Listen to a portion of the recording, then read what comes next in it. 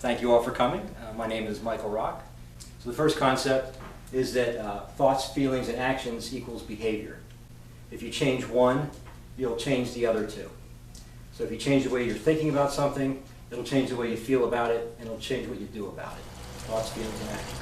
I think that anybody who feels like they're stuck, this model is a very good way to rethink about your own limitations or your own potential. So in your model, Mike, I note that a lot of these things look to be flexible, but in the areas of nature and nurture, the what you are and what you have a long history of, 60 years of ingrained behavior, how can you change those areas? The first thing I'd say, just based on linguistics and the words you use to ask the question, is that make sure you want to change it. Because you might not. There might be, just because you have a habit, even though it's expensive to you in some way, it doesn't mean it's a bad habit or it's wrong. I don't believe that there's bad habits or good habits. I think there's just habits. We really don't know what we're limited to by our nature or our nurture until we test against it. Because, I mean, you look at anybody you count as a hero. Like if I ask you who your hero, what would you say? Who's your hero? Martin Luther King. Martin Luther King's a good one. Was he heroic because he had a perfect childhood and the ideal genetics? Probably not. He overcame something in his past. In fact, it was the struggle or the strife in his past that maybe allowed him to, rather than see himself as limited, to see himself as capable or propel him into some action.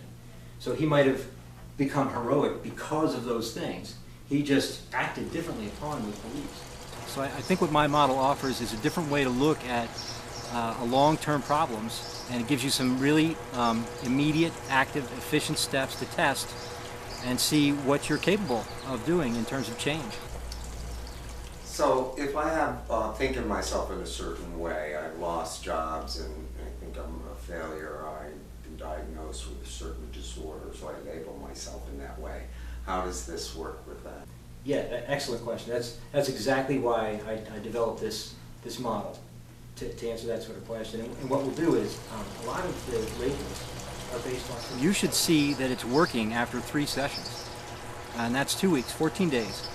The first day would be you come in, you get the introduction, you choose something to try it on, to work on. It doesn't have to be the big habit. It could be something simple, like the ones I described.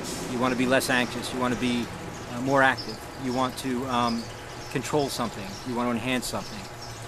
The second session would be, the first session would be to identify it and then become mindful of it. The next session we kind of review what happened and we enhance the techniques.